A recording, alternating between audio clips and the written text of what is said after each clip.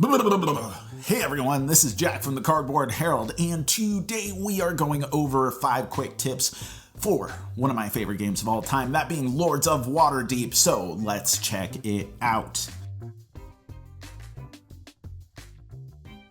Tip number 1. Rounds 1 through 4, make sure that you are obtaining plot quests. This isn't absolutely biblical information. You don't need to adhere to this. Don't ruin your game by scraping the pile of quests for plot quests. But when in doubt, plot quests are going to pay out a lot more as you play the game, but they don't become as lucrative if you're on the back half of the game. So early half, rounds 1 through 4, bang out a couple plot quests if you can in order to really capitalize on whatever residual benefits that they're going to give you, especially if they're one of the ones that give you extra points for things that are tied to your specific lord's bonus point scoring, or if it's something that makes a particular aspect of the game cheaper or provides you extra units or lets you manipulate the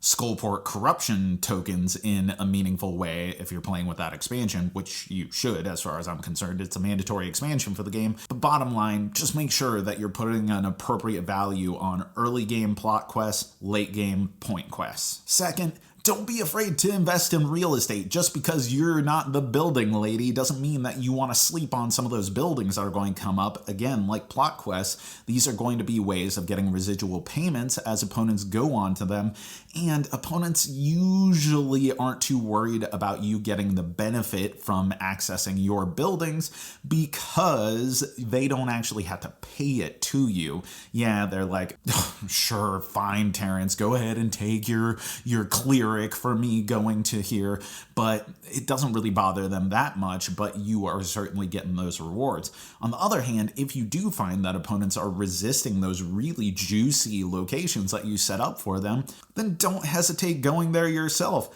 Get the benefits. Some of those are some banging spots, and if they are too foolish to not capitalize on it, then go ahead and let yourself in the door. After all, you own the place. Number 3, in-faction quests. Almost always. Well, pretty much always, except for if it's the Magister's Orb, the Recover the Magister's Orb quest, which is a plot quest that allows you to go to occupied spaces once per round. That's pretty much great no matter what you're going to do.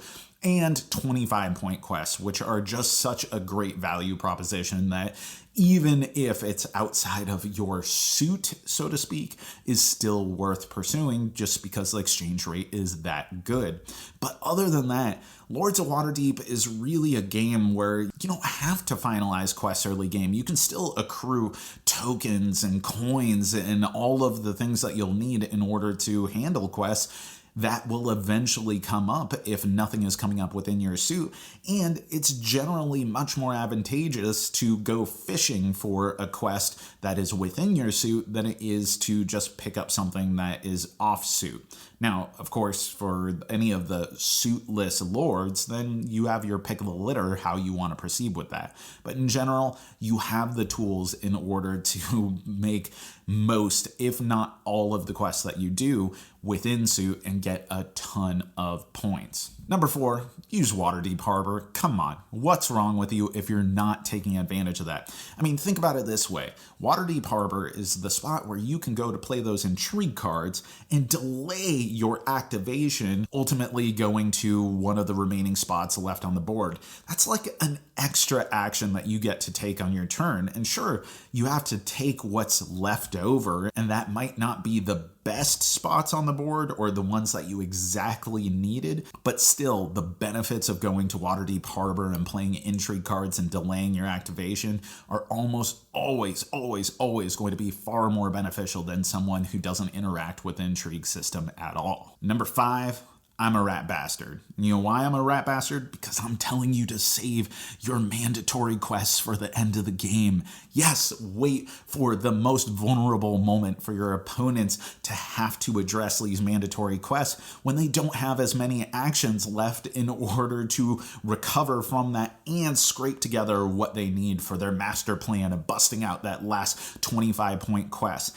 I'm talking around 7 and 8 is really when you start hammering those home, whereas Whereas if you do the mandatory quests earlier on in the game, in general, your opponents can figure out a way of manipulating around it. It's really punishing when it's at the end and they have to make dire choices based off of what you are forcing them to do. And it stings.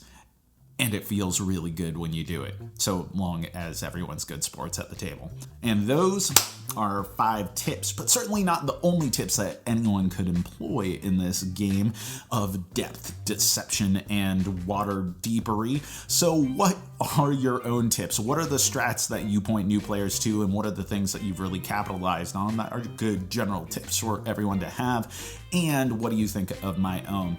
As always, thank you for watching, thank you for gaming, thank you for being awesome, and thank you for watching, which I think I already said, but bottom line, thank you.